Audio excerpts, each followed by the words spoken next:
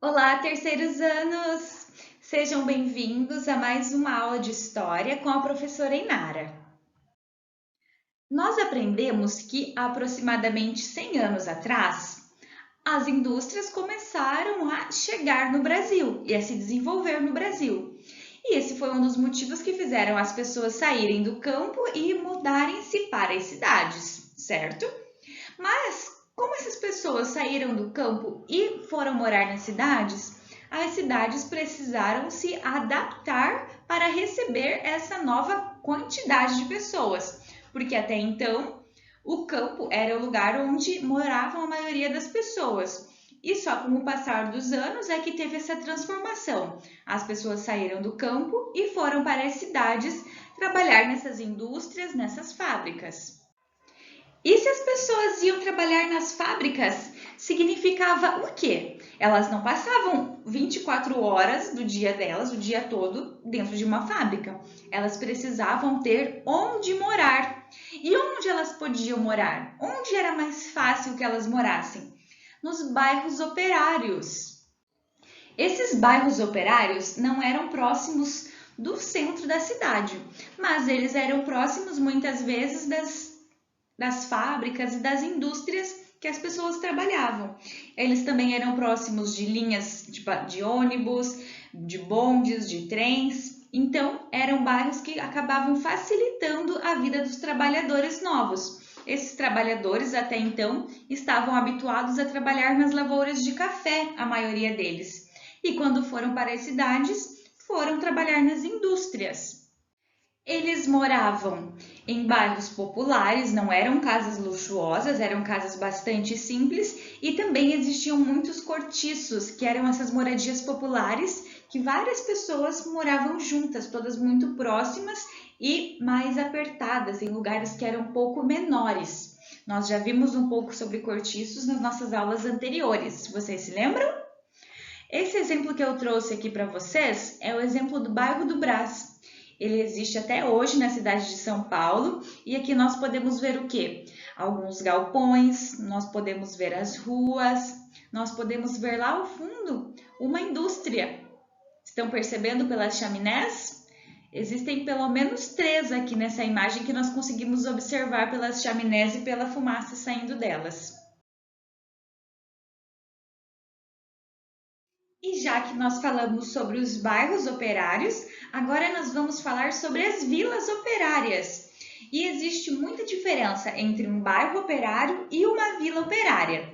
Vou pontuar para vocês algumas dessas diferenças, está bem? Primeiro de tudo, as vilas operárias eram construídas pelos próprios donos das indústrias, mas eles não construíam simplesmente do jeito que eles queriam.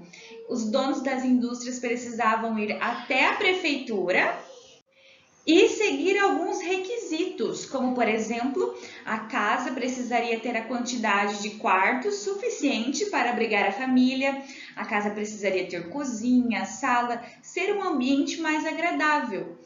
Porém, não eram todas as pessoas que trabalhavam na indústria que tinham o acesso a essas casas. Apenas os funcionários que ocupavam cargos um pouco mais altos dentro da indústria é que conseguiam morar nas casas das vilas operárias. Por mais que fossem moradias simples, essas vilas operárias eram um pouco melhores do que os bairros operários, em que os trabalhadores moravam em cortiços, moravam em casas com pouco espaço, com poucos quartos, moravam em casas menores. As vilas operárias já eram um pouco mais organizadas, as pessoas tinham mais espaço, era um lugar um pouco melhor de se viver. Mas tanto em bairros operários quanto em vilas operárias, a maioria das casas das ruas, na verdade, não possuía calçamento. As casas também não tinham energia elétrica, não tinham esgoto. Mesmo sendo um pouco melhores, elas eram muito simples e muito semelhantes nessas questões em que se faltavam acesso a coisas simples, coisas que hoje para nós são simples e são corriqueiras, água encanada, energia elétrica, faltavam nessas duas possibilidades de moradia, tanto nas vilas operárias quanto nos bairros operários. E agora nós veremos como as pessoas faziam para morar no Rio de Janeiro no início dos anos de 1900. Vamos lá, pessoal!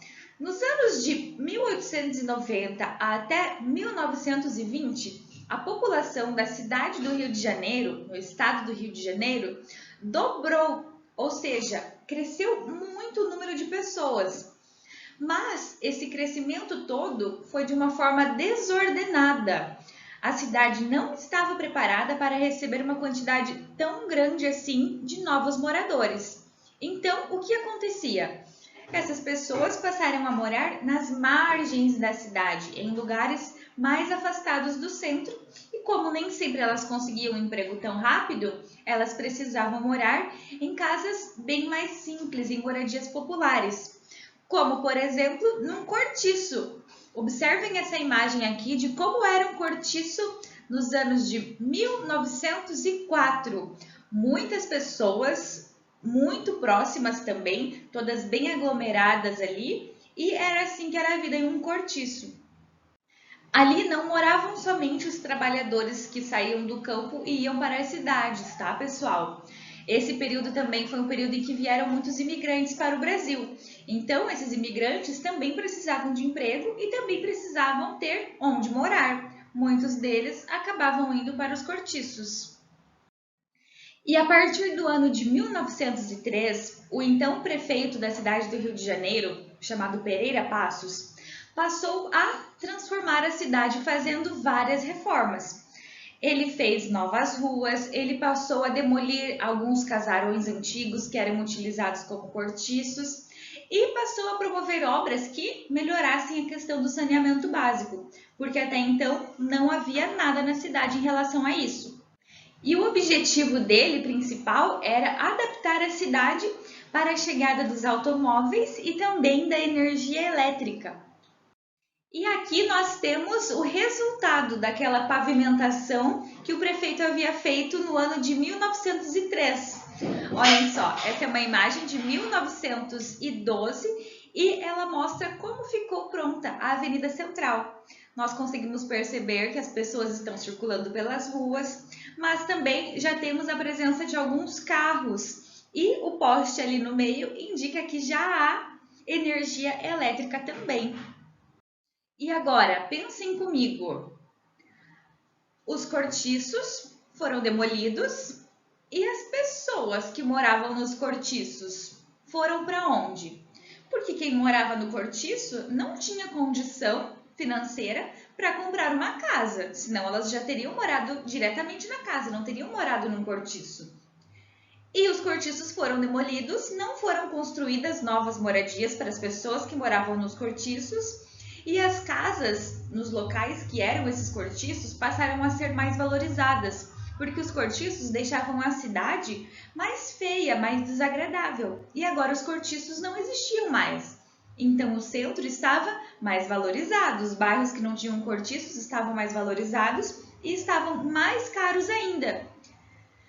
Mas e para onde as pessoas foram então, esses moradores dos cortiços? Prestem bem atenção no que eu vou falar agora. Essas pessoas começaram a subir os morros e, como elas não tinham condições de morar em uma casa na cidade, foi aí que elas começaram a construir aquelas moradias bem simples nos morros do Rio de Janeiro. Esse é o surgimento dos morros. Hoje nós vemos na televisão, nos noticiários e ficamos nos perguntando como as pessoas começaram a morar lá? Por que elas estão morando lá?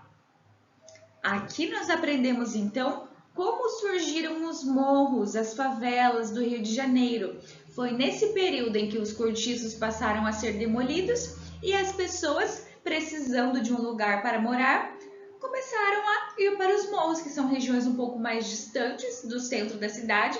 Até então, ninguém cuidava dos morros no sentido de proibir que as pessoas subissem pelo morro e construíssem casas. E era o único local que essas pessoas mais pobres tinham para morar. E essa foi a nossa aula de hoje, pessoal. Espero que vocês tenham gostado. Beijinhos, bons estudos, até mais!